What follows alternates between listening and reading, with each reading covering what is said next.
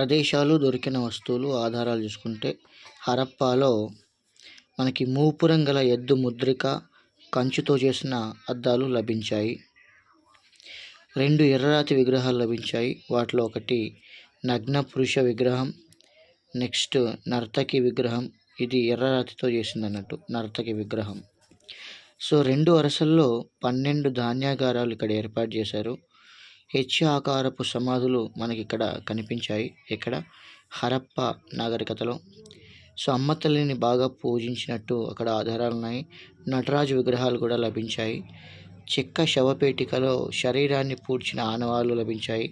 ఇక్కడ ఒక మగ శరీరం, ఒక ఆడ శరీరం 2 కలిసి ఉన్నాయి కాబట్టి ఈ సతీ సహగమనం అనే దానికి ఆధారాలు కూడా హరప్ప నాగరికతలో మనకి ఈ పర్టికులర్ హరప్ప నాగరికతలో హరప్ప అనే ప్లేస్లో మనకి దొరికాయి. ఏవి?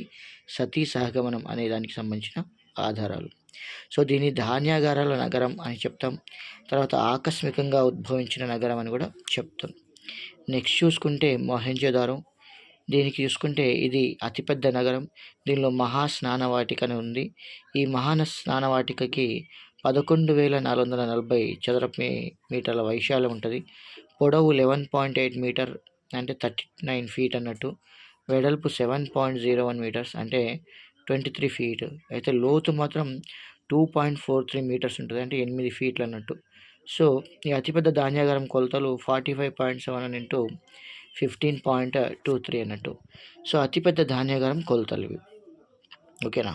సో దీన్ని పశుపతి మహాదేవుని ముద్రికగా దొరికింది. చుట్టూ ఉండే జంతువులు చూసుకుంటే గేదె, ఏనుగు, ఖడ్గమృగం, పులి, 2 జింకలు పాదాల వద్ద. ఓకేనా. సో అతిపెద్ద అసెంబ్లీ హాల్ ఇక్కడ కనిపించింది. కొలతకు సంబంధించిన ఆధారాలు లభించాయి. తర్వాత నూలు వస్త్రం లభించింది. ఎడ్ల బండి, అని ఎడ్ల బండిని వీళ్ళు వాడేవాళ్ళని మనకి ఎక్కడ మొహెంజోదారోలో దొరికిన ఆధారాలను బట్టి చెప్పవచ్చు. కంచి విగ్రహం దొరికింది. నగ్న నాట్యకథ కాంస్య విగ్రహం దొరికింది. ఎవరిది? నగ్న నాట్యకథది. గడ్డం ఉన్న పురోహితుని విగ్రహం దొరికింది. మాతృ గర్భం నుంచి మొక్క పెరిగినట్టుండే 2 రావి చెట్టు కొమ్మల మధ్య దేవత ఉన్న ముద్రికలు, నూలి వడికిన ఆనవాళ్ళు ఇవన్నీ కూడా మనకి మొహెంజోదారోలో లభించాయి.